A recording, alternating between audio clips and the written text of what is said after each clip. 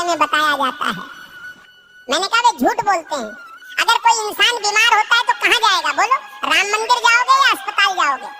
कहते हैं गाय का गोबर खाने से कैंसर ठीक होता है, तो बताओ भक्तों, इलाज के लिए विदेश क्यों जाते हो? समझो जरा। ये सब हम लोगों को भगवान के नाम पर गुमराह कर रखा है। और जब यही लोग कहते हैं धन दौलत त्याग कर भगवान की शरण में आ जाओ, और खुद कहीं पर भागवत कहने जाते हैं, लाखों रुपये लेते हैं, ये मायाजाल ही तो है।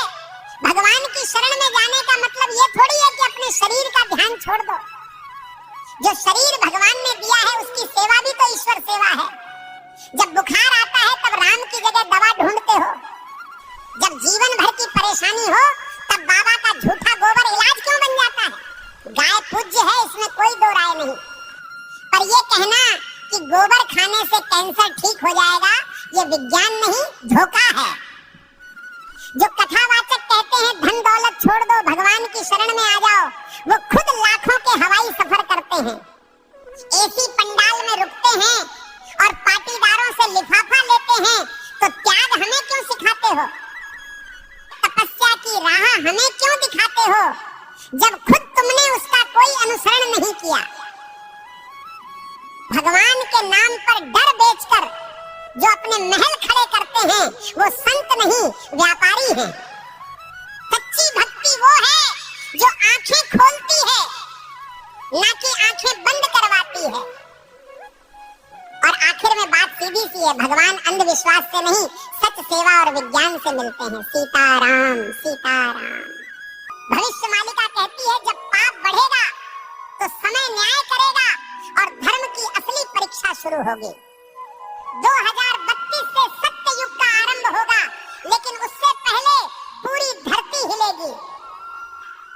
प्यारे भक्तों, 2 सूरज दिखेंगे आकाश में, पर उनमें से एक सूरज नहीं, विनाश का दूत होगा। बंगाल की खाड़ी में गिरेगा अग्निपिंड और समंदर उठकर धरती को लील जाएगा।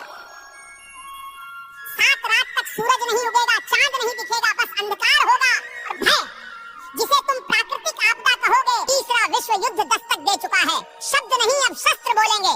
भारत पर हमला होगा, परंतु धर्म की धरती कभी झुकेगी नहीं, क्योंकि भगवान कल्कि का अवतार होगा।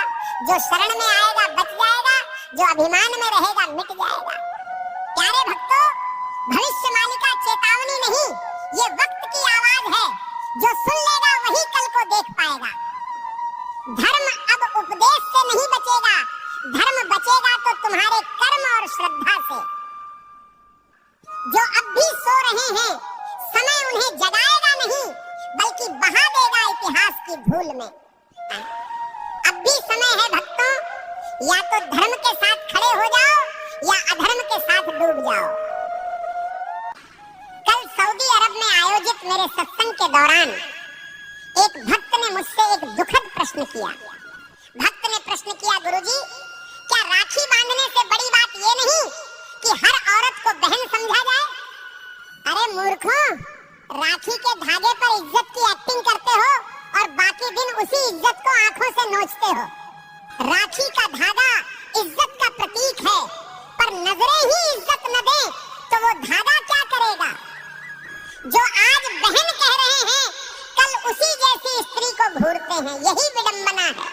जिस दिन पुरुष की नजर नारी को सच में बहन समझने लगेगी, उस दिन हर बेटी, बहन, हर स्त्री सुरक्षित अनुभव करेगी। भाई कहे जाने से कोई बड़ा नहीं बनता, उसके विचारों और दृष्टिकोण में सम्मान हो, यही सच्ची मर्दानगी है। राखी की रस्म निभाना सरल है, पर नीयत की सफाई असली परीक्षा है।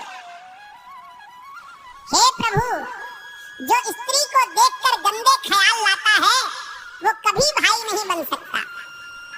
हर लड़की बहन जैसी लगे, ये सिर्फ कह देने से नहीं होता, जब तक मन से उसे बहन समझा न जाए। राखी कोई ताबीज नहीं है, ये चेतावनी है सोच को पवित्र करने की और नारी को नजर से नहीं, सम्मान से देखने की। जिस पुरुष की मर्दानगी किसी नारी की रक्षा न कर सके, वो राखी के धागे का भी हकदार नहीं होता। उनके भक्त हो या डर के गुलाम, शर्म करो।